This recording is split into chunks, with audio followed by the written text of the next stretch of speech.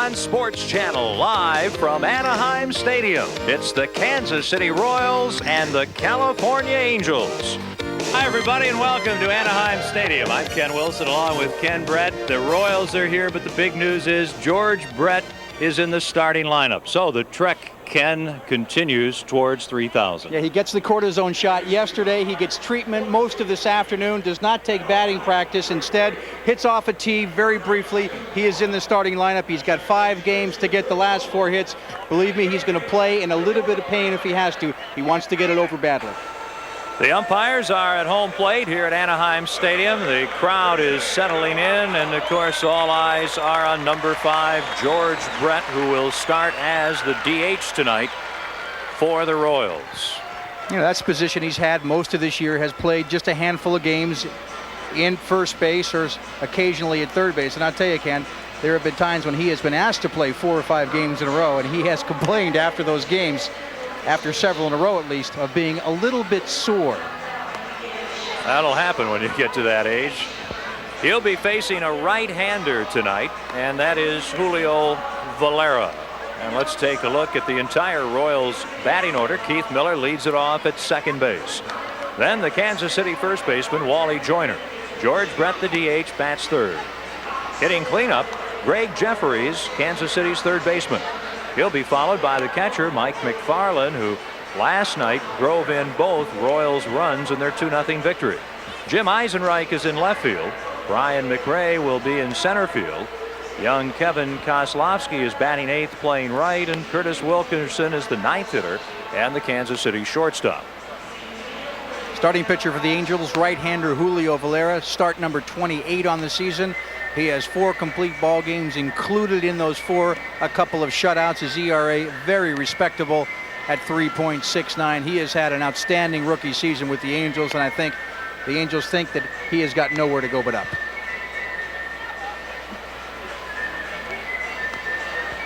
So as Valera continues his warm-up pitches, let's take a look at the Angels defense. Tonight it's Ducey in left, Felix in center, Curtis in right. The infield, Easley, DiSarcina, Oberkfell, and Stevens. Orton is the catcher. So Julio Valera making tonight his final start of 93, trying to end the season at 9-10. He is 6-2 at home. So before the home fans, he has fared much better than he has on the road.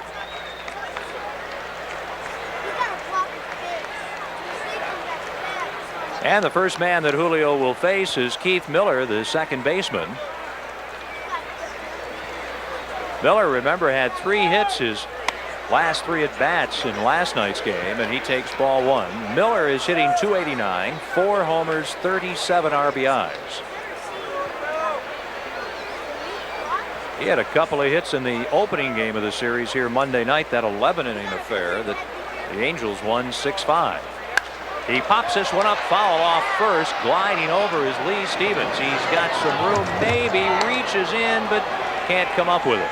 That ball just kind of floated over the rail a bit, and he kind of drifted to the rail. That's the key right there. He glided, he drifted into the rail. If he gets over to the rail and gives himself a chance to lean in, he's going to make this catch. But as you can see, he gets there about the same time the ball does. He's got to get over there a lot quicker than that. Watch him just glide, kind of meander over there. And the ball goes right off his glove. He gets 6 inches closer, about a split second ahead of that. He's got that ball in his glove. Now the 1-1 pitch, and the fastball inside 2-1. Of course, while the Angels had only 1 hit last night, Kansas City was held to 7. But they picked up the only runs of the game. The Angels just about straight away on Miller, and he grounds one foul off first. 2 balls, 2 strikes on the Michigan native Keith Miller. If you go back to last winter after the deal and when spring training started for this Kansas City team, they penciled in Keith Miller primarily as their left fielder. And of course, he ends up here as the season draws to a close as their second baseman. Don't forget the Royals also signed, when the Dodgers released him, Juan Samuel. So he might fit into their plans for next year. Soft fly right center. Here comes Curtis, and he'll make the catch. And there's one away.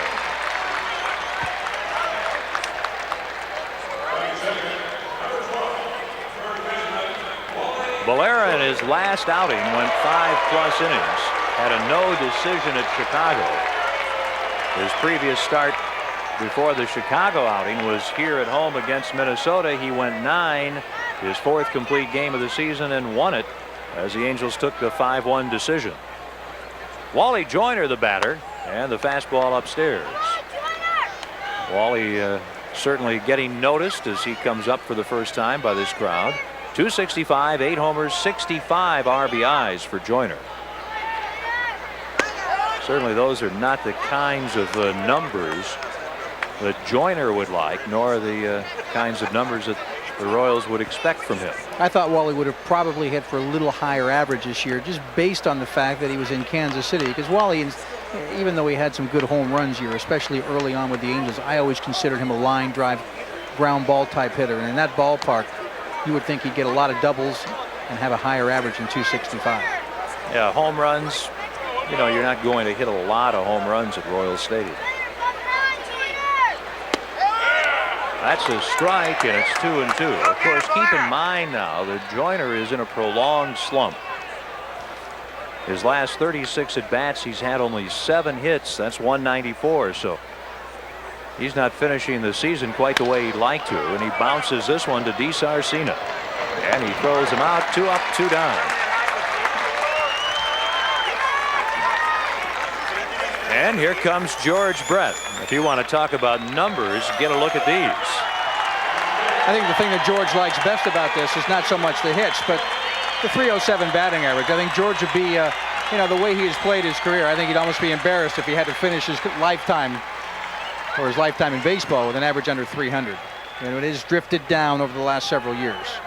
And of course, 298 homers, 300, a pretty good milestone in that department, and he takes ball 1. So George needs 4 hits. The Royals will be here again tomorrow, and then they go home to finish out the season this weekend. George swings and misses. 1-1. If you don't know where the injury was, it was behind his left armpit below the shoulder. It was a strained left triceps muscle. A fly ball, shallow left, and unable to make the play is Ducey. And George Brett races to second base, and you would think that the scorer would give Brett a double. And if it is in fact a double, and it is, Brett now is only 3 hits short of 3,000. Double number 632 for George Brett. You think I'm going to be the guy that's going to say this ball should have been caught? You're crazy. Yeah, it was an inside-out swing. Watch him inside out this pitch. He got jammed a little bit, got no extension. The ball is sinking on Ducey. You see George here? I think the way he ran to first base, he thought the ball was going to be caught himself. 2,997 hits now for George Brett. And the first pitch to Greg Jefferies is a strike. No doubt about it. A double all the way, right? Absolutely. 284, 9 homers, 71 RBIs for Greg Jefferies. He hits the ball in the air. Shallow left center. DiSarcina can't make the play. Brett will score. A big turn for Jefferies, and he'll go back to first, and Kansas City leads it in the opening inning 1-0. And for Jefferies, RBI number 72.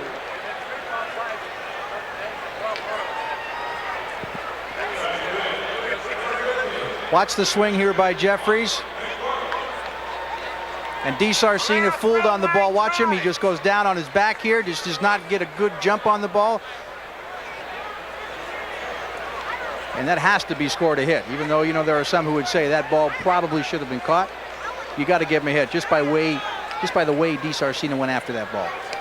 A single for Jefferies, and here is Mike McFarland, the catcher, who broke a scoreless tie last night in the 5th inning when he led off with his 15th home run of the season. And Valera delivers a strike. All of this with 2 outs after Miller flies out, Joyner grounds out, then Brett the double to left. He's back in the dugout on the Jefferies single.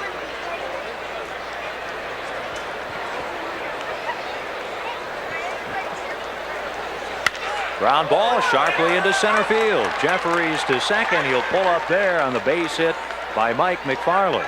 With 2 down in the first, the Royals come up with 3 consecutive hits. Took the Royals 5 innings last night to get 3 hits. Here they get 3 in the first inning. Fastball down in the strike zone, and a good job of swinging the bat here by McFarland, who's right back up the middle. Don't forget, Ken, last night McFarland had 2 RBIs in the ball game, and he also got a base hit in the 9th inning on the same type of pitch off Blyleven. It was a fastball down. He's a pretty good low ball hitter. Here's Jim Eisenreich, the left fielder, and he'll foul this one into the crowd. 1 strike. Well, last night's game was so quick as you look at Eisenreich's numbers. And by about this time, what were we? Would be in about the 4th inning by this time. 15 minutes, probably in about the 4th. Yeah. An hour and 44 minutes last night in the Royals' 2-0 victory. But last night's game did not have a base runner until the 4th inning. The Royals with 2 down here in the first, with Brett, Jefferies, and McFarland all getting on. And that one taken by Eisenreich, and it's a ball and a strike. The Royals, with their victory last night, ended a 3-game losing streak. They have 70 wins. The Angels have 69.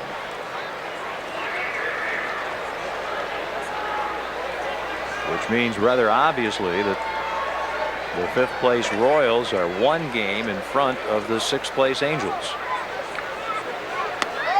That's a strike, and it's 1-2 on Eisenreich. Ken, if you go back and look at the Royals season, don't forget they lost 17 of their first 18, might have been 16 or 17, but the bottom line, it was a horrible, horrible start. Since then, they have been a 500 team. And that's probably what most people would have expected from the Royals this year. Here's a line drive to left. That's a base hit. Jefferies just now hits third. Ducey's got a shot. The throw is strong in time. The tag gets in. Orton puts the tag on Greg Jefferies, and that ends the Royals' first inning. Ducey to Orton for the 3rd out. Ducey comes up charging, takes the 1 step, throws. Good job of getting rid of the ball, and look at the accuracy here on the throw. Great throw on the part of Rob Ducey. Take a look at Jefferies rounding third base. He does not have real good speed. And he sees right there that the ball is waiting for him, and he's an easy out. The Royals in the first inning score 1 run on 4 hits. They end up leaving 2. And after half an inning, the Royals won, and the Angels coming up. Now let's take a look at the Angels lineup as penned by manager Buck Rogers. Again tonight, Damian Easley is going to bat first and play third. The right fielder, Chad Curtis, hits second. Then center fielder, Junior Felix. The cleanup hitter is Hubie Brooks. He's the Angels' designated hitter. At second base, hitting 5th, Ken Oberkfell. He'll be followed by Lee Stevens, who will be stationed at first base. Then the Angels shortstop, Gary DiSarcina. Rob Ducey hits 8th. He is in left. And the catcher, John Orton, will bat 9th. Starting pitcher Rick Reed enters the ball game with a record of 2-7, an ERA just a little over 4. And he will start for the 18th time here tonight. Has yet to go 9 innings. More hits than innings pitched, but as you can see, only 20 walks in 91 innings, which means he has good control, and he's not a strikeout pitcher. Has 2 different types of fastball, and he will also throw a changeup and a curveball. Eisenreich, McRae, and Kozlowski in the outfield for Kansas City. Jefferies, Wilkerson, Miller, and Joyner the infield, and McFarland is the catcher. Calling balls and strikes tonight, Rick Reed. That's right, the plate umpire has the same name as the Royals pitcher. And I'm real concerned about that, man. I really mean that. You're concerned about the integrity of the game, I know. Yes, I am. Tim McClellan, Drew Coble, and Durwood Merrill out on the bases, and in the batter's box, young Damian Easley. And the first pitch upstairs, ball 1. Damian hitting .257, 1 homer, 12 RBIs. This is his 43rd game since being called up from the AAA Edmonton Trappers. And that's a ball, 2-0. Of course, the Angels will have a different farm team at the AAA level next season. They're going to be moving from Edmonton to Vancouver. Same league, same country, just a different province and a different city. 2-0. Correct me if I'm wrong, but I know they have the big indoor stadium in Vancouver, but they don't play all their games at the big indoor stadium, do they? Nate Bailey Stadium, Vancouver, Queen Elizabeth Park. Nice little ballpark. It's an outdoor stadium. Do they play any of their early games indoors because of perhaps inclement weather? I don't believe they have in recent years. I do believe there was a time when the Vancouver Canadians might have played a few games at BC Place. 3-2 on Damian Easley.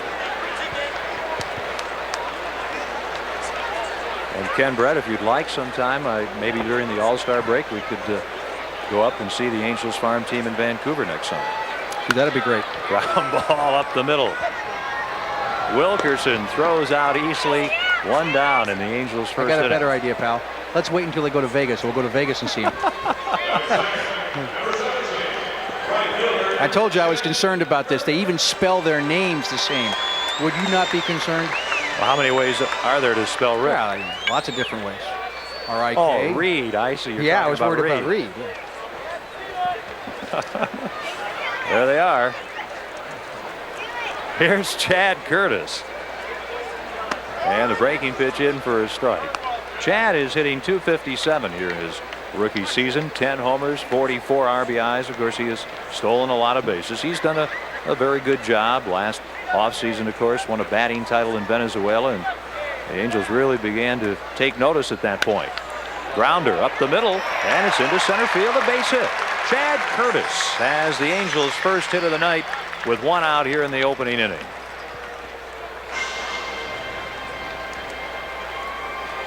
Watch how close Rick Reed comes to making this play. Gets his glove there just a split second after the ball gets by him.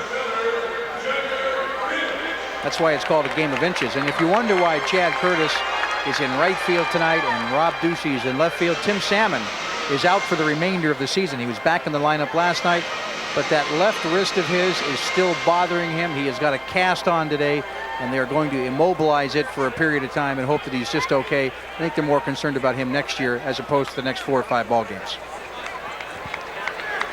Here's Junior Felix with Curtis at first, one out, and the Royals up 1-0. There's no question when 1993 rolls around, the Angels are certainly going to focus a lot of the spotlight on Tim Salmon.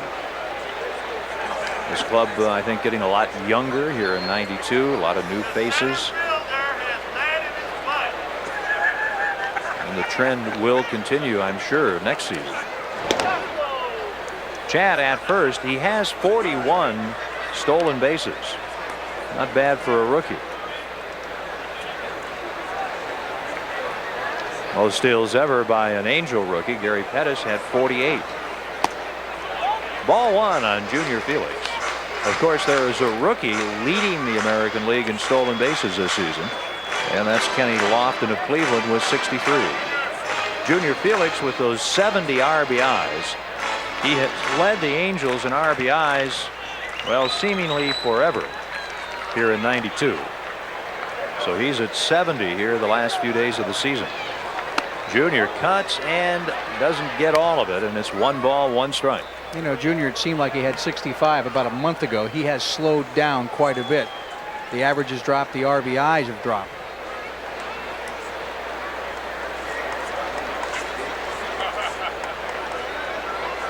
In fact, Junior in the month of September has had only 4 RBIs, so it has not been a real good finishing month for him in that department. You know, you work so hard in the offseason to get ready for spring training. You work hard in spring training to get yourself in the best shape possible for the start of a long baseball season. You hate to see it all fall apart with a bad month of September. Even when your team is out of the race, you like to still be able to go out there and go hard, if for no other reason that you can continue to put up good numbers. Because, you know, in the game of baseball, you're paid on pretty much what you do as opposed to what the team does. 1 ball, 1 strike. Royals look for 2. Curtis goes. The pitch, a ball. They throw high and out at second. is Chad Curtis. His bid for stolen base number 42 shot down. McFarland with the throw that Ken was high. Well, Chad Curtis is smiling as he leaves the field. Junior Felix does him a favor, takes the pitch. It's a good pitch to throw out any potential base stealer on. You know what? He did get him.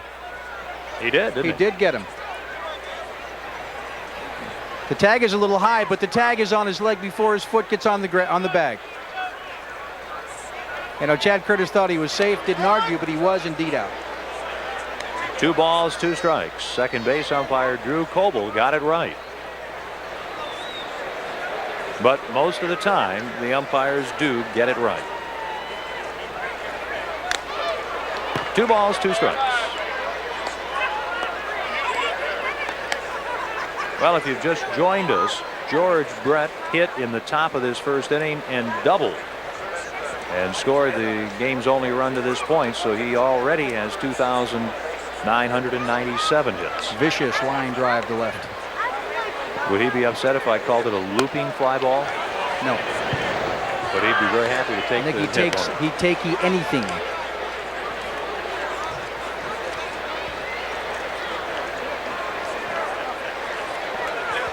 Rick Reed.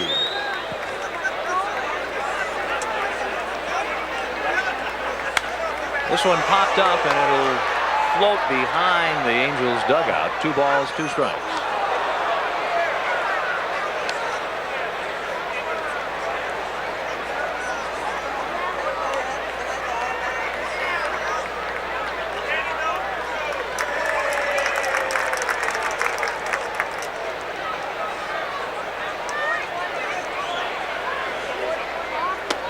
Three and 2 on Junior Felix. Reed with a major league mark of 6-14. He has 1 decision against the Angels, and that a loss. And that is strike 3. Reed in the first inning faces only 3 Angels. And after 1, the Royals are on top 1-0. Third inning, Wally Joyner leads it off. Brett and Jefferies to follow against Julio Valera. First pitch, strike 1 on Wally, who grounded to short in the opening inning. The Royals did their scoring in the first with 2 outs when George Brett doubled to left and scored on Greg Jefferies' single. 1-1. There you get an idea of Wally's recent struggle at the plate.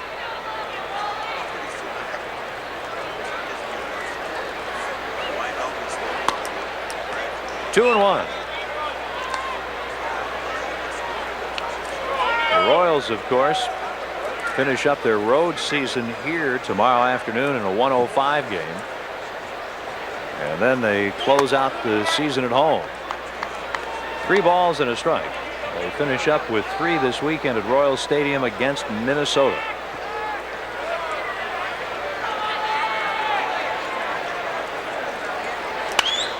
Base hit to left for Wally Joyner.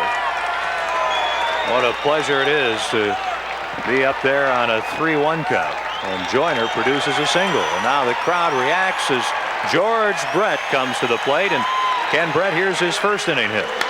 It's a little lazy fly ball into left field. You see Ducey coming on, tries to backhand the ball, and the ball goes off his glove. As I said, a line drive double. Yep. Well, this crowd would love to see George Brett pick up hit number 2,998 here. The runner goes, and Brett fouls it back. 1 strike. A little surprising there to see Hal McRae put the hit and run on. You know, you're forced to swing at perhaps a bad pitch. I thought Hal was George's good buddy. Well, what did George say before the ball game when we spoke with him? You know, the ball that he gets hit number 3,000 with stays with him. $29.99 goes to that man, Hal McRae, and they are the best of friends. I know they are. Angels look for 2. Joyner a pretty good lead at first, and Valera takes notice. Pretty good lead. For Wally, that's a big lead. For Wally. That's a big lead. Wally does not take big leads. Pretty close. Getting a lot of attention over there, isn't he? Valera can hear the Jets warming up. Joyner has led off the third with a single. That's already a half dozen Kansas City hits. They lead it 1-0. And the fastball is outside. 1 ball, 1 strike on George.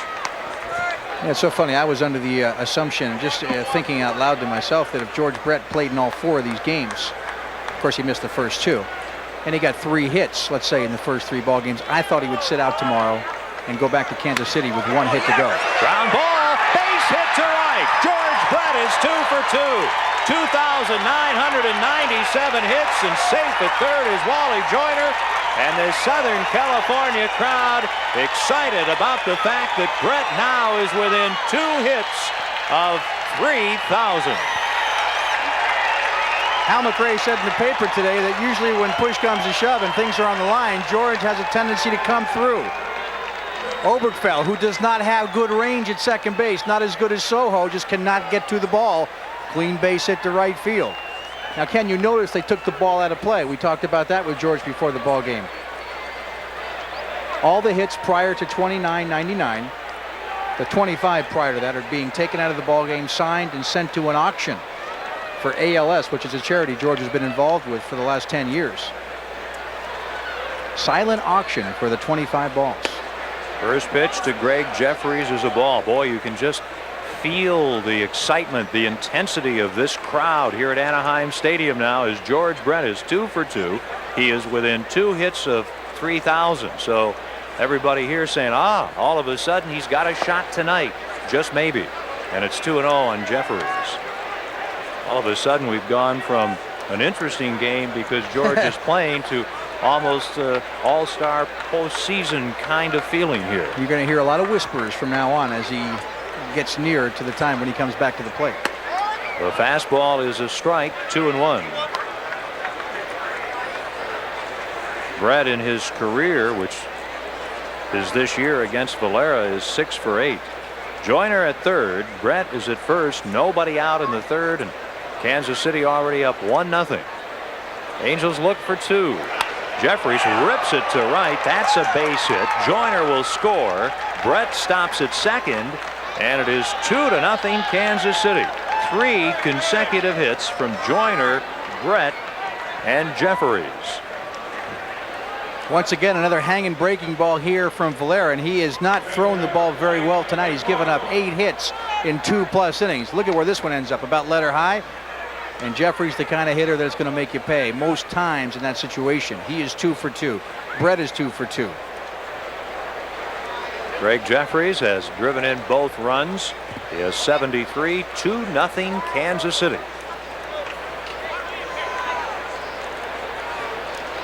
Mike McFarland singled to center in the first inning. The Angels halfway all around the infield, and Orton lucky to flag it down. Ball 1. Time is called, and here comes the pitching coach out, Marcel Latchman, who, of course, in case you missed it, announced that after this season he will sever his ties with the Angels. As you know, Buck Rogers invited all the coaches back. Marcel, after giving it some thought and talking it over with Buck, decided that he did not want to come back. And it's not like he's going someplace else. I think he's going to have some job offers. I think ideally he would like to go with his brother, who's the third base coach with the Athletics, if Rene Latchman gets a big league job. Yeah, that's, everybody hopes Rene gets another big league job. Of course, he's managed the Mariners and the Brewers. In this day and age, that's a lot to rely on. But everybody who knows Marcel and knows Rene hopes that everything works out for the pair. 1 ball the count, and that's a strike. 1-1.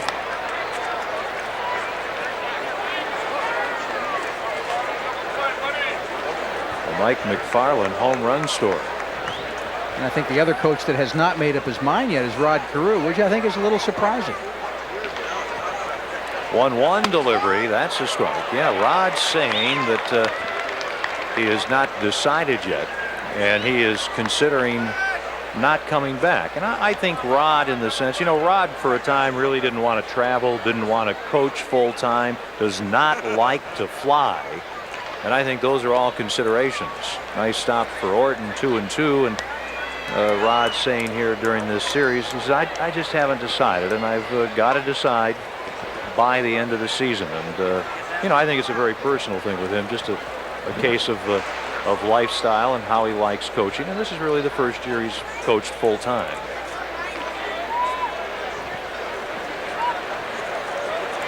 2-2 pitch, grounded, just foul. I think Rod, when he was first offered the job, liked the idea of being back in professional baseball. And I remember a couple years ago in spring training, Rod was doing some instructing for the Cleveland Indians, but it was mainly bunting and base running. And he was working in spring training, and he might show up during the season, say when the Indians were out here, or he might go back to Cleveland once. But I think he likes the instructing part a lot more than being with the big league team all season long. I think, ideally speaking, he might like a minor league job where he could rove, go to all the minor league clubs on a semi-regular basis, but still spend a little more time at home than he does as a big league coach. 2-2 pitch, grounded to Easley, over to Oberkfell, one out, on to Stevens, and that's a double play. McFarland hits into a double play. Brett advances to third. You know, McFarland as a catcher does not run well. That's what enables his 5 to 4 to 3 double play to be made. Easley waits for the ball to come to him. Not a real strong relay on the part of Oberkfell, who does not have a strong arm, but as you can see, nice stretch by Lee Stevens to complete it. 2-0 Royals here in the third, and this is Jim Eisenreich, who singled in the first inning. The third out was made on that play as Greg Jeffries tried to score and was thrown out by Rob Ducey. The Royals getting 1 run in the first. They have added a second here in the third. Ground ball. Sarcina on to Stevens, and that'll do it for Kansas City. They get a run on 3 hits. The Royals are up 2-0. Ken Wilson along with Ken Brett. We're at Anaheim Stadium, where the Angels trail the Royals 2-0. But George Brett has a double and a single. And coming up at his next at bat, he'll be looking for hit number 2,999. And Ducey leads off the Angels third with a foul ball. That's the one he's going to give to the manager. That's right. The one after that, that's the one he's going to keep for himself, and I'm going to steal from him. Yeah. That goes in a vault somewhere, doesn't it? I don't think he's got the vault. Got a hiding place. Yeah. Under the bed. Yeah, under the mattress. Ducey cuts and misses. We saw Rob hitting 162. Of course, he didn't play much, didn't hit much earlier in the year with Toronto. His average with the Angels is 213.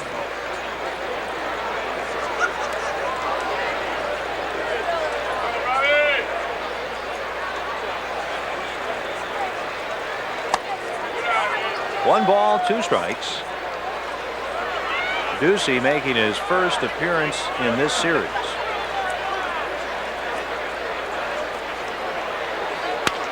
And he grounds one, foul. Still 1-2.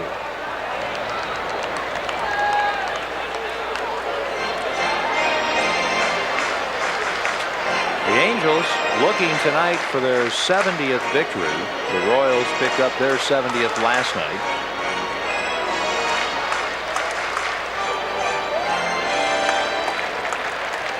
The Angels have fared pretty well against Kansas City this year, 7-4, including taking 4 out of 5 here in Anaheim. 1 ball, 2 strikes.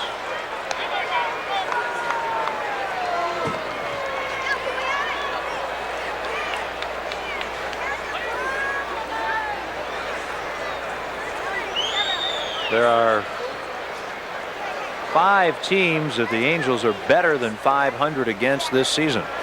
Look out. 2-2.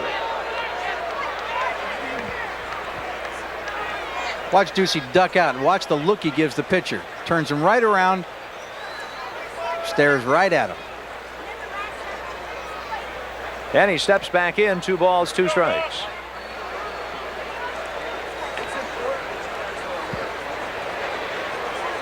Ducey, Orton, and Easley here in the third inning against Rick Reed. 3-2. Besides Kansas City, the Angels this year above 500 against Seattle, Texas, New York, and Detroit.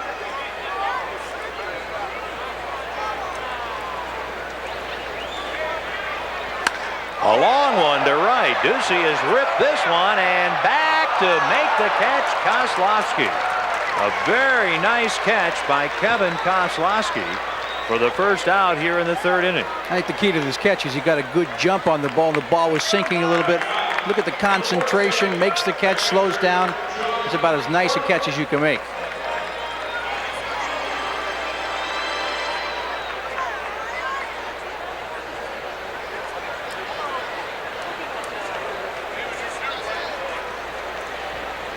John Orton, the Angels catcher and ninth hitter, cuts and misses at that high fastball. Ball one. John hitting .231. He has a couple of home runs and 11 RBIs.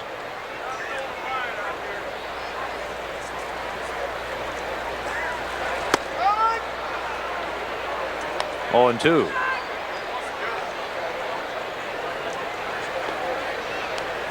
Of course, the Royals one game better than the Angels. They have only 3 teams they've played above 500 against, and only one in this division. That being Seattle. The Royals 7-6 against the Mariners. They also played better than 500 against Cleveland and Milwaukee. Kind of interesting. They have a pretty good record against the Brewers. John Orton strikes out. That's the third strikeout for Rick Reed, and they're 2 down here in the Angels' third inning. Rick Reed is not a strikeout pitcher, but he's gotten one in every inning. Just throws the fastball with a good location here. Outside corner, about knee high.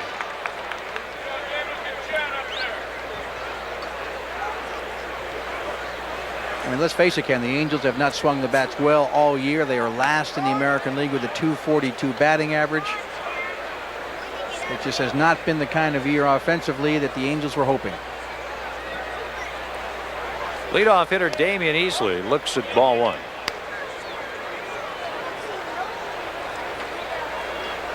Damian grounded his short in the first inning.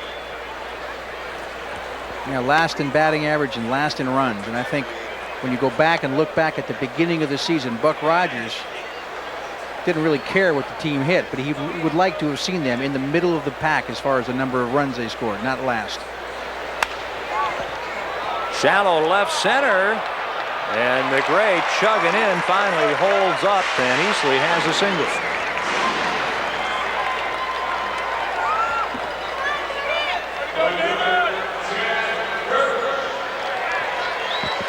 Just a little dunker here off the bat of Easley. And Brian McRae, who's a very aggressive center fielder, just for some reason pulls up short here. Watch McRae coming on. Realized he couldn't catch the ball, plays it on a hop.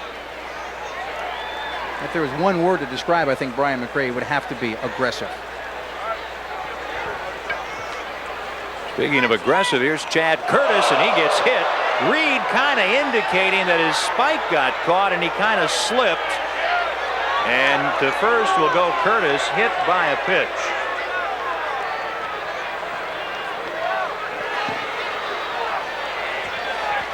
Hey, Reed, we've got 2 comments. Now, I did not see the reaction or the response from Rick Reed on the mound. Let's take a look here. Let's watch the pitcher first. Doesn't look to me like he slipped. Boy, it doesn't, does it? No, not at all. That ball just got away from him. Then after that, he went and kind of looked down at his cleat, looked down at the rubber. Is that what you pitchers do? You kind of look, oh, yeah, I we slipped. look down, yeah. Now watch him.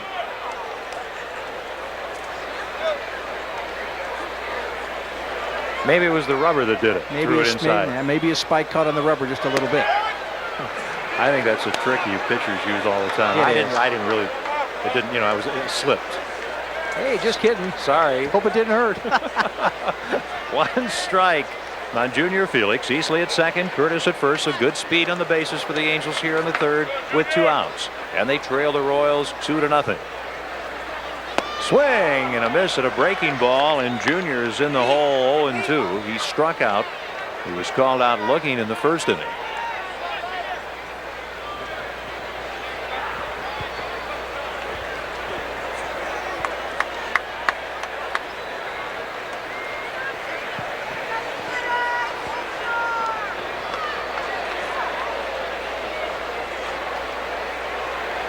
Junior cuts and misses, so he goes down. Junior has struck out twice, and that's 4 strikeouts for Rick Reed. And through 3, the Angels trail it 2-0. The Royals with single runs in the first and the third, and they lead the Angels tonight 2-0. Here's a fly ball to right. Joyner has hit it high. He's hit it deep. He's hit it out of here. Wally Joyner leads off the 5th inning with his 9th homer of the year, his 66th RBI, and it is 3-0 Kansas City. So quite a mixed reaction for Joyner as he crosses the plate with a home run. Well, you know how the fans are, kind of a love-hate relationship now that Wally is gone, but bigger hand now for George Brett as he comes up to the plate once again. The pitch is up in the strike zone from Valera, and he is just not throwing the ball very well tonight. First pitch to Brett is a ball. George again is 2 for 2. So he is sitting on 2,998 hits in his great career. He cuts, looks one to left center, and that'll get down a base hit for George Brett. That is hit 2,999, and they are on their feet here at Anaheim Stadium. 3 for 3 for George Brett tonight.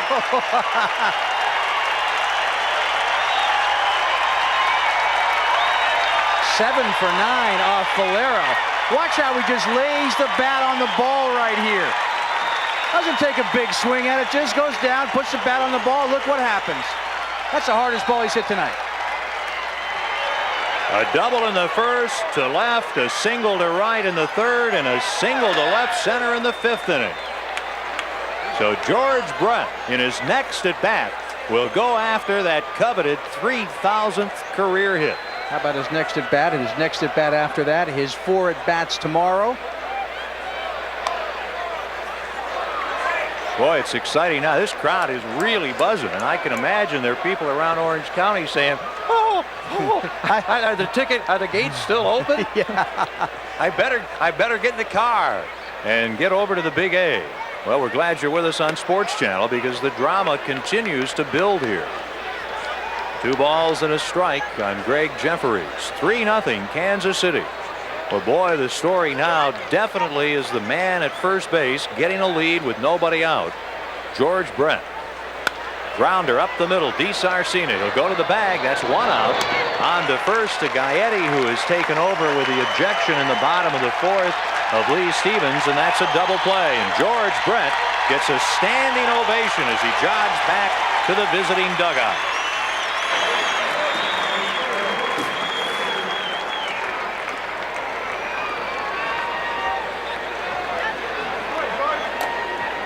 And that, of course, was the baseball that goes to Hal McRae, 2999. Ball 1 on McFarland. The next one's mine. He just doesn't know it yet. Hey, little brother. Julio Valera with a 1-0 pitch, and that's a strike. The Royals 3 runs, 10 hits, 1 error. The Angels no runs, 5 hits, no errors. But this is one of those nights now that the ball game, well, it becomes a backstage affair. And the entire stage belongs to number 5 with the Royals. 1 and 2.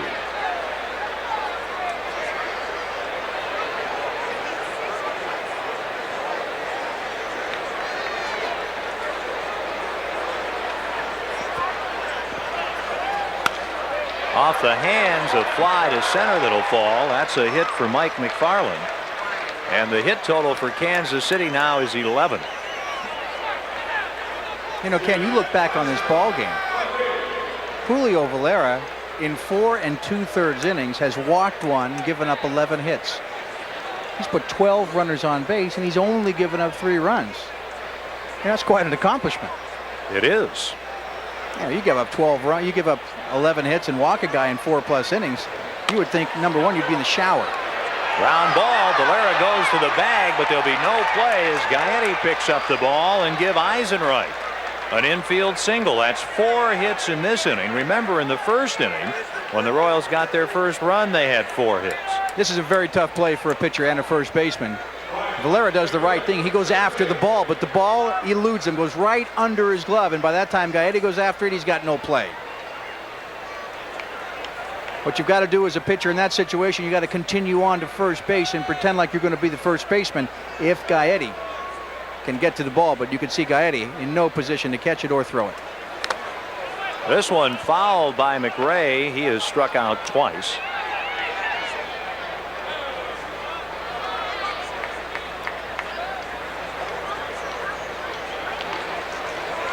Three nothing Kansas City. Remember, they had 1 run on 4 hits in the first inning, 1 run on 4 hits here in the 5th, and a swing and a miss, 0-2. Valera is really giving Brian McRae fits tonight.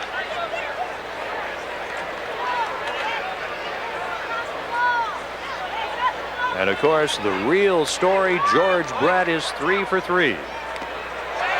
Swing and a miss. Orton tags McRae, who has struck out 3 times. And a 3-0 Kansas City lead going to the bottom of the 5th inning. Welcome back to Anaheim Stadium. Boy, this ball game has taken on a real aura of excitement. George Brett is 3 for 3, and this could be the night, big guy. He's trying to save me an airline ticket, the big fella. I love him more. Well, we're going to see George come up for number 3,000 here in the not too distant future. So it really adds a lot to the evening. Makes it a lot of fun. You've got to be pretty excited, I would think. So many times in his career he has been up to the challenge, and I think the challenge after missing the last 2 ball games, just get healthy enough to play, and look what he's done. He has really risen to the occasion. Not the first time he's done it. He's not going to tease us and wait till Friday, is he? I hope not. Well, the ball game is close. Royals lead it 3-0 going to the bottom of the 5th inning. And John Orton leads off, fouls it away against Rick Reed, and it's a 1-strike count.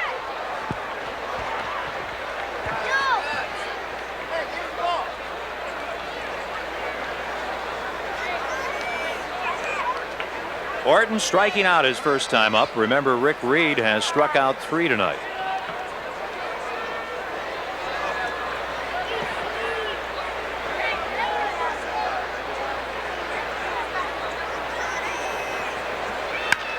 Fly ball right center. Well hit. McRae is there. He's got it. And that's the first out in the Angels' 5th inning. I'm getting a little excited now. Well, I don't think a lot of people remember this or realize this or know this, but I'm going to give them a little hint here. You were the broadcaster in Cincinnati several years ago doing the game when Pete Rose broke Ty Cobb's record, were you not? Right, 4,192. It was September of '85. Packed house in front of the hometown fans. Big time. Eric Shaw. Who was your broadcast partner? I know you've worked with a lot. I hope you haven't forgotten. This fella couldn't hold a candle to you. You're so kind. Hall of Famer. Joe Morgan. Joe Morgan.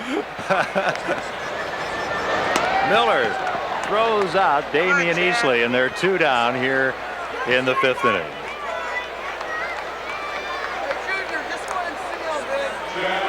Promotional consideration provided by RCA, a leader in home entertainment.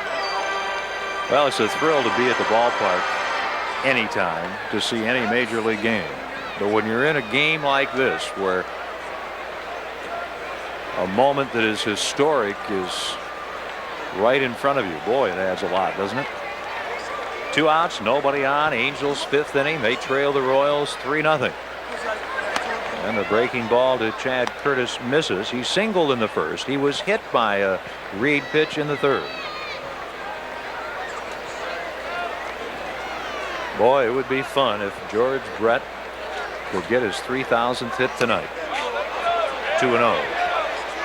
I will say it was exciting to be involved with Pete Rose's record-breaking hit. I was lucky enough, Ken, to broadcast Gaylord Perry's 300th victory. Well, I know he's going to do it tonight then, because you're here. You're the man. Well, I'm not suggesting there aren't others who have been in many more memorable moments in baseball than I have, but just making the point how much I cherish those now memories and how exciting it would be for all of us. And I know you'd love to see it happen tonight on the air here. And I guess if there's any place that George would like it to happen, if it's not Kansas City, and I think everybody knows he'd like it to happen in Kansas City, it would be Southern California. Well, I know his wife is here with him. Our mother is here. My brother Bobby, who was on a waiting period in Spokane, might be chartering on his way down here now. That'd be about $10,000. Bouncer, no play. Curtis has a hit. Chad has been on 3 straight times. He has a couple of hits, and that's a half dozen for the Angels. You can see how high this ball bounces. Let's see if, yep, bounces right off the plate, right off the dish. And when it bounces off that hard piece of rubber, no chance here. You see Jeffries, he's all set to throw, decides not to, and that was the best decision he could make. You know, George has got a lot of friends here today that he grew up with. He's got friends here who came all the way from Kansas City, so he'd feel comfortable doing it here because I know he wants to get it done.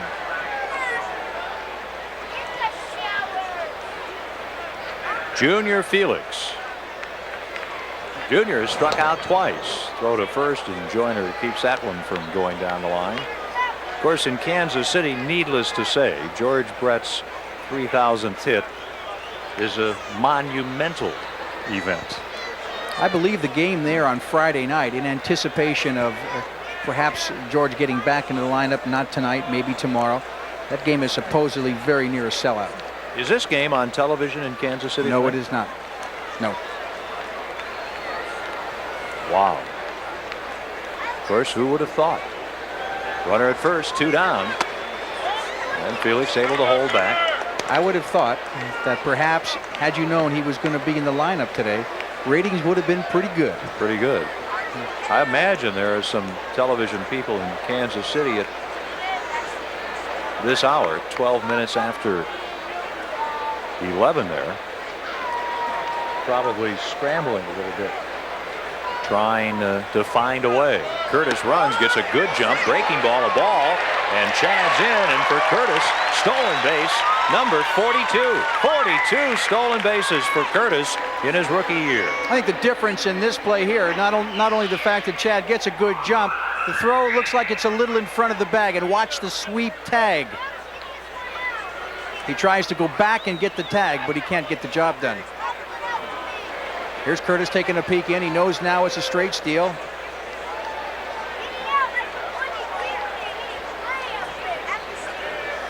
So Chad Curtis hit by a pitch, 2 for 2 in the ball game. Ground ball off the bat of Felix. Gobbled up by Miller, and that'll do it. 5 innings complete. George Brett has 3 hits tonight, and the Royals lead 3-0. Oh, we're glad you're with us tonight here at Anaheim Stadium. Here is where George Brett stands on the all-time hit list. 18th, 2,999, 1 behind Clemente, 1 short of the coveted 3,000. So Brett will be coming up, if he gets up in this inning, 5th. In the 5th inning, his 3rd hit. He just reaches down, loops it to left center, a base hit. Brett has doubled in the 1st to left, single to right in the 3rd, and that single to left center in the 5th inning. So 2,999 hits for Brett as the game goes to the 6th inning. And the Royals lead the Angels 3-0. And the Angels will go to the bullpen, and Tim Fortuno, who in 12 games, including 5 starts, is 1-1. His ERA 5.35. And who can help but think at this juncture that this young man, who is in the big leagues for the first time this season and delivers a ball to Kevin Kozlowski, could well be the man who goes down in history as allowing the 3,000th hit of George Brett's great career. Kozlowski is grounded out and walked, and it's 1 ball, 1 strike. Valera went 5 innings, gave up 3 runs, 12 hits. He walked 1 and struck out 3.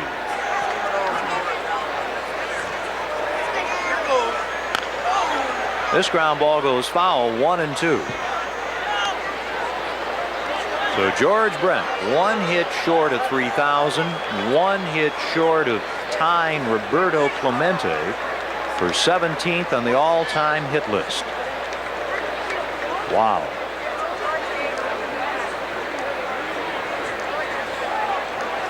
One and two. Fortuno comes sidearm and misses. 2-2.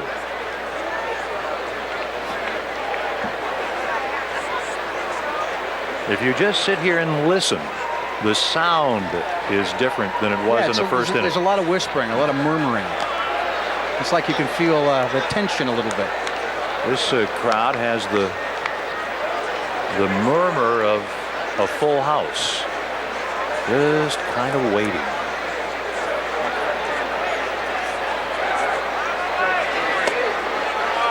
A walk, the second in a row to Kozlowski, and that's how Fortuno begins his stint.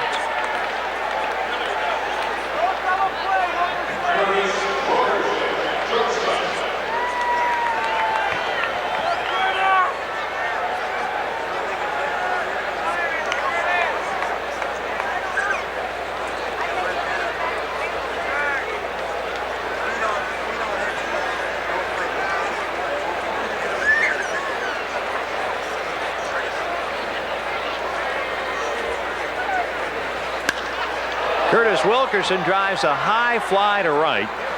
Chad Curtis grabs it. Back to first goes Kozlowski, and that's the first out here in Kansas City's 6th inning.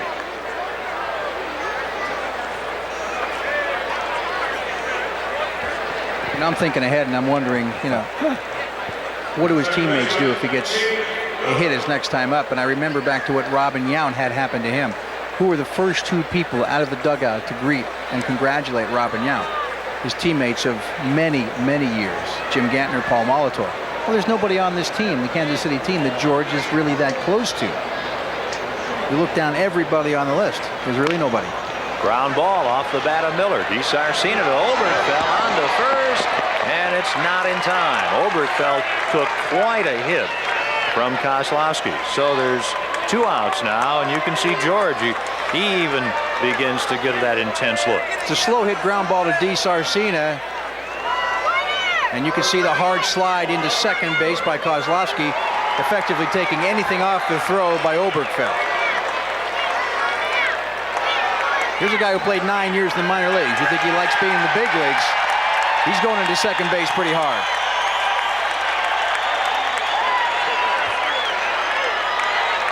This crowd reacts as George Brett goes to the on-deck circle. Wally Joyner, the batter. Fortuno's fastball for a strike. There is George Brett. It's the 6th inning at the Big A. He is 3 for 3 tonight after missing the last 2 games with a shoulder injury. His next at bat will be his first try at number 3,000. The runner goes. The pitch, a ball, the strong throw in time. Nailed at second is Keith Miller. And this crowd in anticipation will have to wait for the 7th inning to see George Brett try for number 3,000. You know who that girl is with Bobby Grich? That's his wife. He just got married. And I don't think a lot of people know that. Bobby Grich at the ballpark tonight. Hubie Brooks takes the first pitch in the Angels' 6th inning, strike 1. At least I think that's his wife, because my wife has a friend who is very, very good friends with his wife, and her name is Zetta. And my wife Teresa told me a few days ago that Bobby and Zetta finally got married. So congratulations, Bobby. This is the first announcement. You're ahead of the printed invitations. Well, and notices. I'm thinking about starting a gossip column for the local newspaper in Manhattan Beach. Why don't you just do a gossip column on KMPC? How about they have one already. Yeah, wait, which one? Morning, afternoon, or evening? I could do a gossip column for radio and TV guys. Yeah, you could. Oh, baby. I need something to keep me busy this winter. I mean, you won't let me do hockey with you. The Clippers' color job is filled up. I played basketball in high school. I know. Hubie Brooks. Who is this Bill Walton guy anyway? 2-1. Now 3-1. I don't know why. I don't understand why they don't let you and I do football and basketball too, and hockey and baseball. Gapper may get down. No. Nice catch. Kozlowski sliding on his knees to grab it and take a hit away from Hubie Brooks.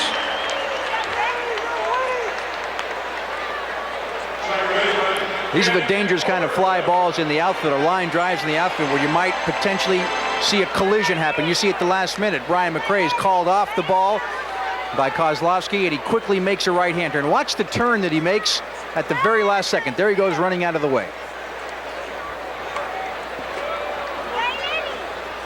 Ken Oberkfell is 1 for 2. He takes a strike from Rick Reed. The Angels trail in this one 3-0. It's the 6th inning. In the top of the 7th, George Brett will be the second Kansas City hitter. 0-2.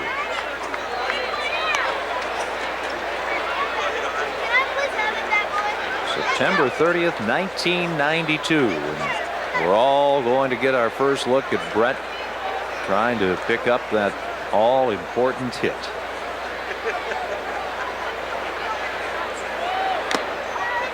Out of there, Ken Oberkfell strikes out, and Rick Reed has a total of 6 strikeouts. You know, we mentioned a few minutes ago the Angels last in the American League at hitting. This has got to be a season-high strikeout performance by Rick Reed.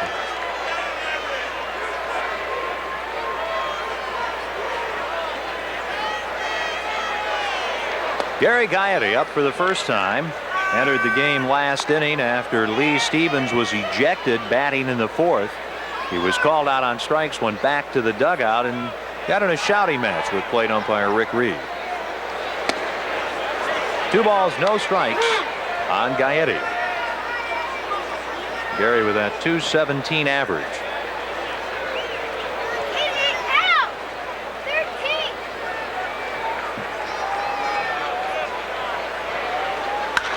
He hits it a mile high coming in as Eisenreich. He's got a lot of time. And that'll do it. The Angels go in order. Now we go to the 7th inning and George Brett's 4th at bat and an effort at 3,000 hits. And there he is, George Brett. He will bat second here in the 7th inning. He is already 3 for 3 tonight. Stan Bonson gives up the first hit. Roy Smith, number 25, Tim Fortuno, right now the unlucky pitcher on the mound, in position perhaps to give up number 3,000.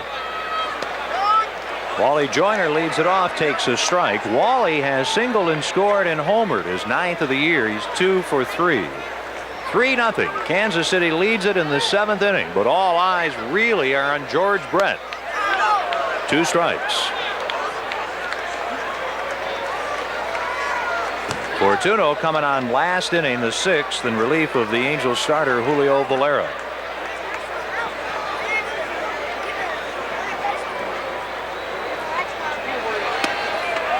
One and 2. Now he should not be allowed to throw that pitch to George. Sidearm fastball. Yeah, George got almost underhand. Got to be thinking left-hander, huh? Oh well.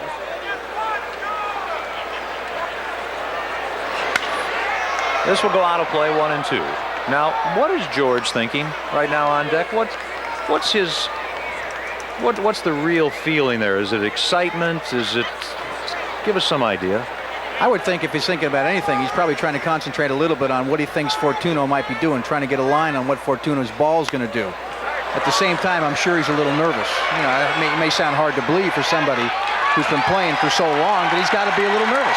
Joyner pops out. There is 1 out in the 7th inning here at Anaheim Stadium. And George Brett walks up. The crowd of 17,336 come to their feet. George tonight with a double, a single, and another single.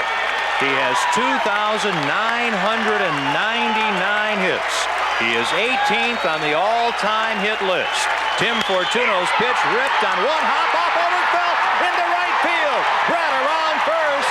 He is safe, and the teammates feel it's a hit. And that is number 3,000. The fireworks go off. George Brett with a 4 for 4 night in Southern California has his 3,000th hit. He ties Roberto Clemente for 17th on the all-time list. It's off Tim Fortuno, off the body of Ken Oberkfell, and George Brett is mobbed by his teammates here at Anaheim Stadium. That is number 3,000. Well, I tell you what, I couldn't be prouder. I couldn't be happier. You notice that one of the players out of their bullpen brought his movie camera with him. What a thrill. George Brett gets his 3,000th hit. And for you, Ken Brett, I know it's a thrill to see your little brother get it. I tell you what, he hit the ball hard again, and it was a one-hopper. It bounced right over the glove of Ken Obergefell. Base hit all the way. Let's take a look and see what the response of George is here. He's probably thinking right now it's an out, and now he knows he's got it. A sharp one-hot shot. Too hot for Obergefell to handle. Number 3,000 for one of the great players of all time, George Brett, number 5 of the Kansas City Royals. Rose, Cobb, Aaron, Musial, Speaker, Wagner, Yastrzemski, Collins, Mays, Lajoie, Wainer, Hanson, Carew, Brock, Yount, Kaline, Clemente, and now George Brett. I know one thing, I think I'm going to get home a little bit late tonight. Party time. Ken Wilson, Ken Brett, 17,336, and George gives you a wave up here in the broadcast booth. What a moment of baseball history here at Anaheim Stadium. And wherever you may be watching this one, we're just thrilled to have you be a part of it. It's too bad we couldn't find out where Mrs. Brett is sitting, my mother and, of course, my sister-in-law. Unfortunately, I just don't know. Can you believe it? After missing 2 games with an injured shoulder, he plays tonight and goes 4 for 4. 3 for 3 against Julio Valera. He gets the big hit off Tim Fortuno. Wow. What a moment. What a player. What a game. He wasn't asking where the ball was he? Now the woman right there in the blue-like top is his wife. That's Leslie, his wife. But she's not sitting with yeah, this is my mother. 2 people down. The woman on the aisle with the gray hair, that is my mother. So Leslie's being interviewed right now by one of the Kansas City writers. And here's Greg Jefferies. He takes a strike. And as is always the case, the game goes on. There's your mom. I know she's very happy.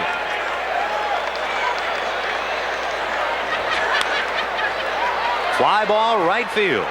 Curtis comes in, makes the catch. And Brett goes back to first with 2 outs. Boy, oh boy, what excitement.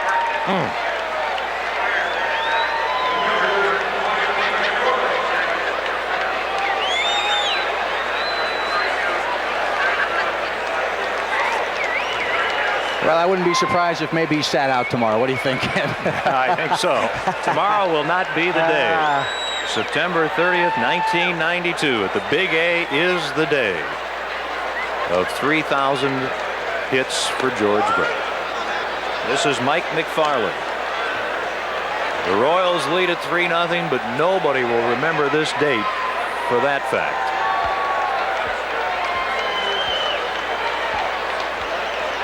Throw to first. And George Brett is picked off first. And even his wife is embarrassed. Congratulations to George Brett, who in the 7th inning here at Anaheim Stadium tonight gets his 3,000th career hit. The 18th player to achieve that in Major League history. Ken Wilson along with Ken Brett. We are back at Anaheim Stadium where history has been made tonight. George Brett 4 for 4, collecting moments ago the 3,000th hit of his amazing career. And you have been part of it right here on Sports Channel.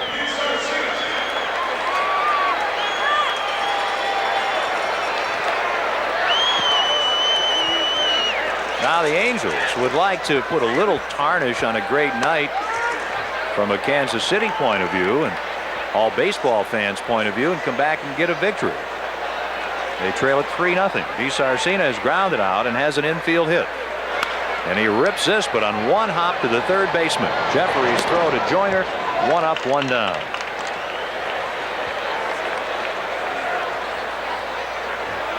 Here's Rob Ducey, and he takes a ball. Weren't the Angels no-hit twice in a season? I think they were sometime in the late 70s. 2-0 is the count on Ducey. 1 out, nobody on in the Angels' 7th inning.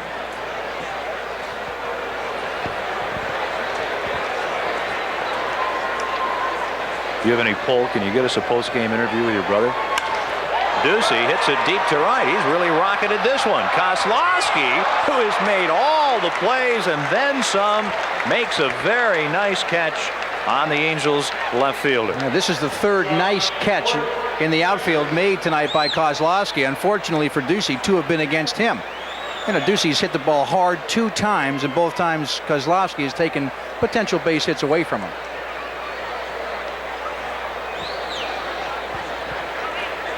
I don't think we're going to get him. John Orton, fly ball center field. McRae will jog back under this one, and the Angels in the 7th inning go in order. Now to the 8th. Kansas City 3 and the Angels nothing.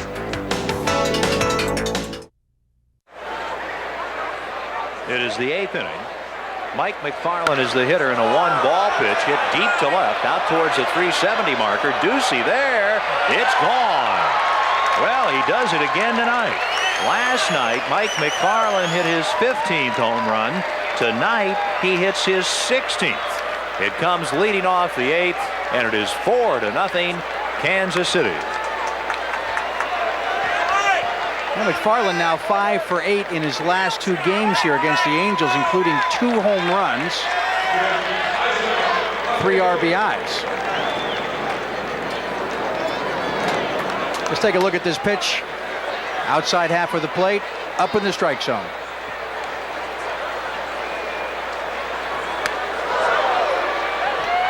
The first pitch to Jim Eisenreich, well inside, ball 1.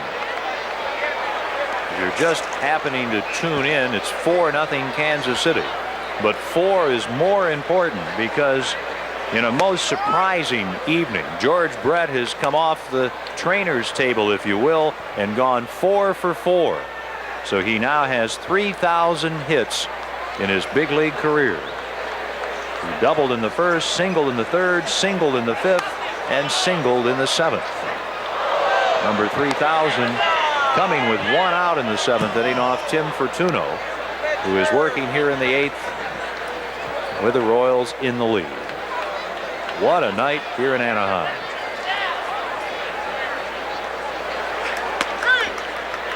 That's a strike and a strikeout of Jim Eisenreich. The first strikeout for Fortuno.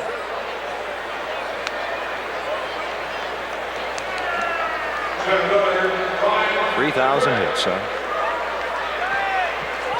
Well, my dad always said he was going to be the better ball player in the family, or the best. There's a ground ball in the hole. Nice play by DiSarcina to get in front of it, and he throws out McRae. 2 up and 2 down. This is a ball that DiSarcina probably could have backhanded, but he skips over, gets the ball in front of him, plants, and gets plenty on the throw. You know, Kemmer, I like the recent quote that George gave, talking about your late father, Jack. George said, "I was the youngest of 4 boys, and I was never as good as anybody else. I couldn't run as fast as my brother Bobby. I couldn't hit as well as my brother Ken, and I didn't have the desire that my brother John had." Well, we gave him a combination of all that, you see. That's why he turned out so well. It was a transformation. Is that appraisal by Brother George fairly accurate? Well, there's one thing he forgot to say, that he didn't run as fast as I did either. I could always beat him in a foot race. But he did not. I don't think anybody in our family had the desire to be a baseball player that my brother John did. And I had a lot of desire. He had the most. Unfortunately, he didn't have the tools. Now John is the oldest. John is 46, and he's the oldest. And I think he's here somewhere tonight. Two balls and a strike. He's the only one that hasn't come up tonight. Popped up. Orton, Gaetti. Orton calling all the way, and John makes the catch. That retires Kevin Kozlowski and retires the Royals. On to the bottom of the 8th. 4-0 Kansas City. Rick Reed has a 6-hit shutout going to the 8th inning, but more importantly, George Brett has gone 4 for 4 tonight and now has 3,000 hits in his career, only the 18th player in history to reach that plateau. Here is Damian Easley leading off the 8th with a single, and he is 2 for 4 tonight.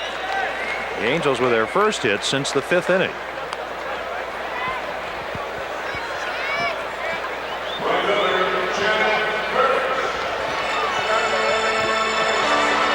What do you think?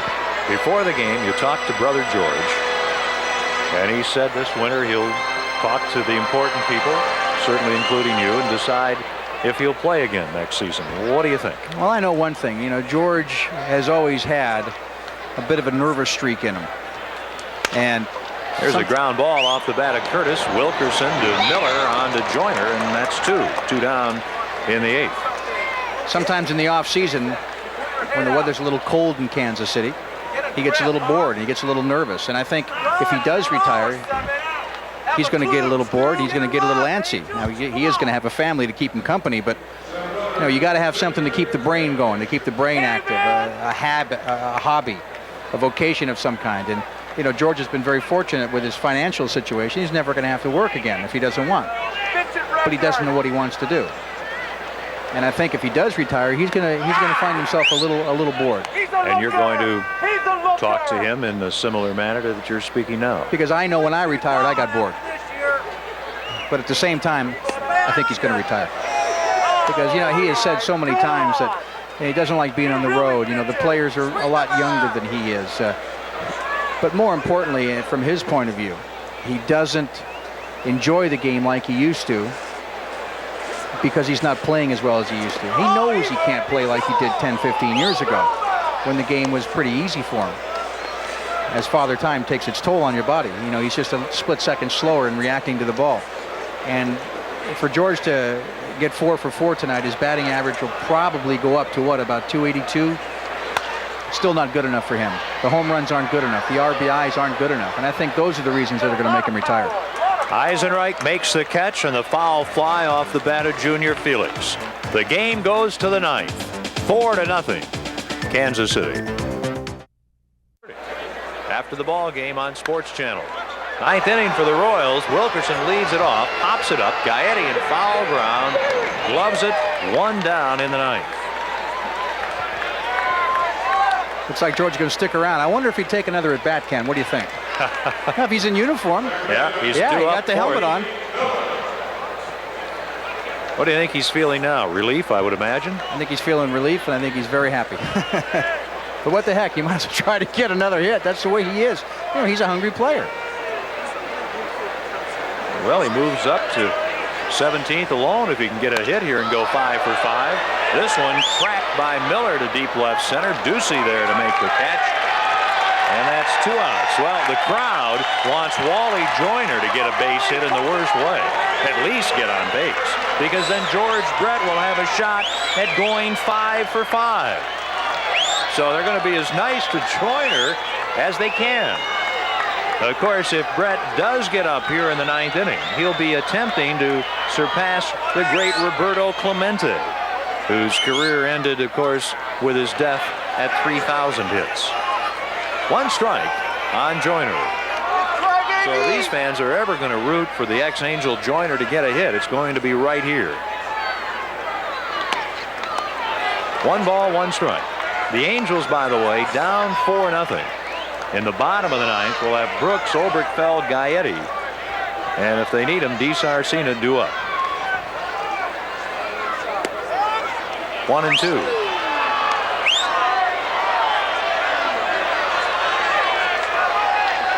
We are hoping and planning to have Ken Brett visit with George Brett after the game. So don't go anywhere. Base hit to left. Oh, they love it.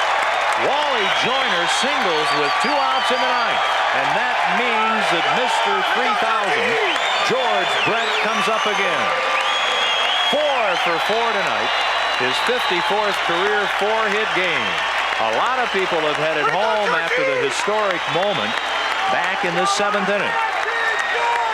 So now they're going to sit in on the party as he tries for number 3001. And he takes ball 1.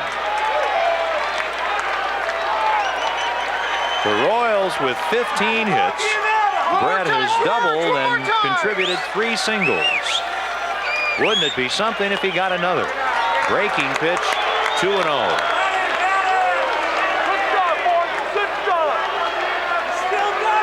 So he's tied with Roberto Clemente, 17th on the all-time hit list. The next man ahead of him is Al Kaline, who had 3007. Ground ball, and Oberkfell gets in front of it, picks it up, throws, not in time. Now the crowd with their hearts wants that to be a hit in the worst way. But you just can't pull your heart enough to get a hit out of that. And that'll be an error on Ken Oberkfell. And that'll be it tonight for George Brett. We'll get a pinch runner.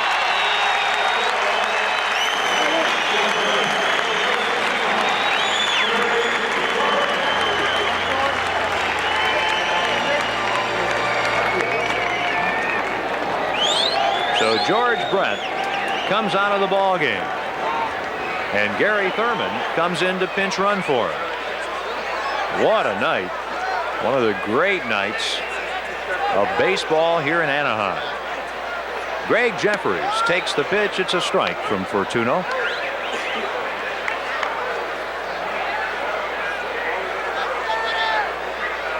Of course, remember we told you that 20 years ago today, Roberto Clemente picked up his 3000th hit.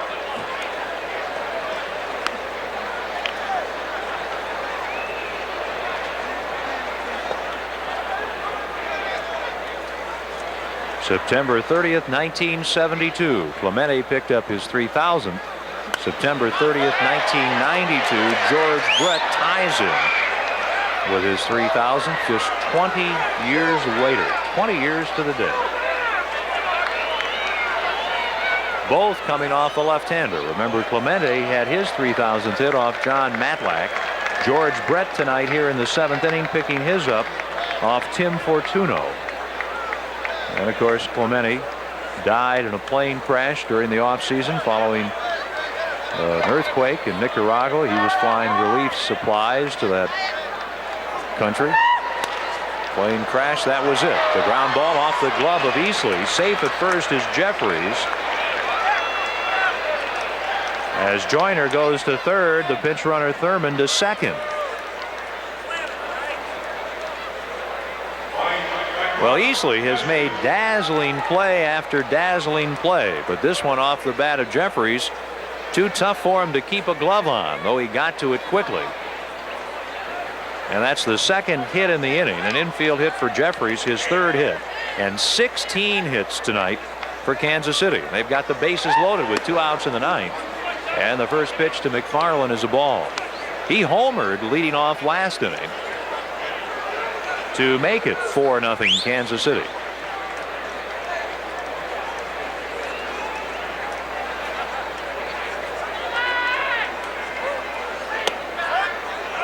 Strike 1. 1 ball, 1 strike. Boy, the crowd has really thinned out, but they've just got to be thrilled going home, talking about the fact that George Brett tonight had 4 hits, including number 3000. Breaking pitch in there, 1-2.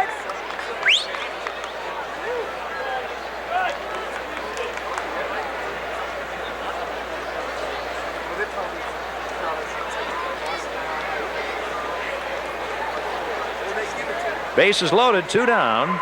McFarland with 3 of the 16 hits grounds this one to short. DiSarcina goes the easy way to Oberkfell for the force out, and the game goes to the bottom of the 9th inning. And the Angels trail it 4-0. Ken Wilson along with Ken Brett at Anaheim Stadium going to the bottom of the ninth. The Angels trailing the Royals 4-0. They have only 7 hits off Rick Reed, but more importantly, and certainly to be remembered much longer in time than the score, the fact that George Brett tonight has achieved his 3,000th career hit. 95 pitches for Rick Reed. Well, he's been brilliant, shutting out the Angels. Hasn't walked anyone. 6 strikeouts. He hasn't won since the 6th of July. 13 starts ago. So the Royals figuring if he can get the 3 outs he needs here in the ninth to have plenty to celebrate about in the visitors clubhouse here at Anaheim Stadium. Hubie Brooks, Kent Oberkfell, and Gary Gaetti here in the ninth. And the first pitch, ball 1.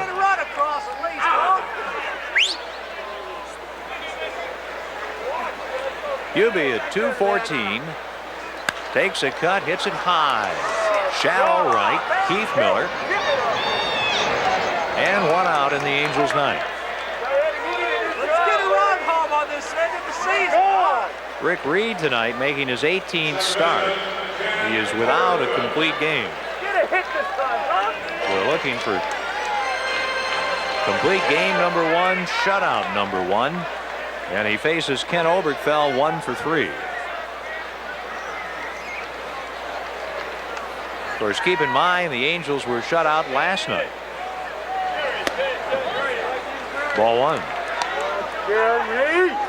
The Angels won here on Monday night when this man singled with the bases loaded in the 11th inning. That's the last time the Angels scored. So California has now gone 17 and a third innings without scoring a run. 2-1. And remember, just last Saturday in Chicago, the Angels were held to only 1 run. Out of play, 2-2.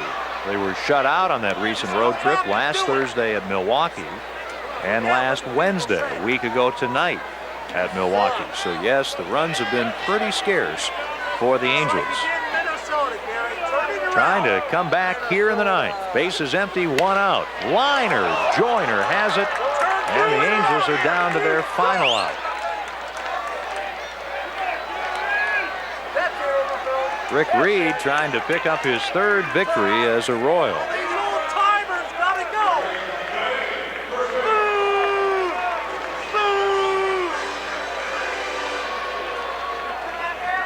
Gary Gaetti came in the 5th inning after Lee Stevens was ejected in the 4th for protesting a called 3rd strike. He flied to left in the 6th inning. He hits one deep into the corner and left this time, but it'll be out of the reach of Eisenreich.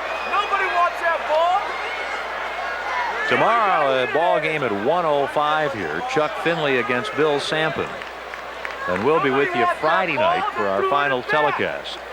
Mark Langston against Scott Champerino. Sunday will be the final game of the season, of course, Fan Appreciation Day. Saturday night, a 7:05 game. Hilly Hathaway against Stan Smith Saturday night. Bert Blyleven and 20-game winner Kevin Brown of the Rangers Sunday in that Fan Appreciation Day game. 1-2 on Gary Gaetti. I don't want that ball. Give it to the bat boy. You touched it.